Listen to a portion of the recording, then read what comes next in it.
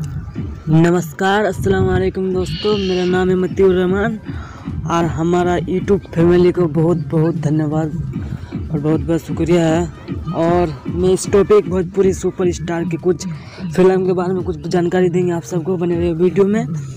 और वीडियो को शुरू से लेकर एंड तक देखें। और हमारा चैनल में अगर नया है तो चैनल को सब्सक्राइब कर लीजिए और बेल आइकन दबा दीजिए। तो इसी तरह की मैं वीडियो हमेशा भोजपुरी से रिलेटेड वीडियो लाते रहता हूँ। सो फ्रेंड्स, लेते के वीडियो शुरू करते हैं बिना समय लेते हुए आपके। सो फ्रेंड्स, आज की वीडियो जो है पावर स्टार खेसारी लाल यादव की जो बोल राधा बोल फिल्म, वो उसका ट्रेलर को रिलीज किया गया है।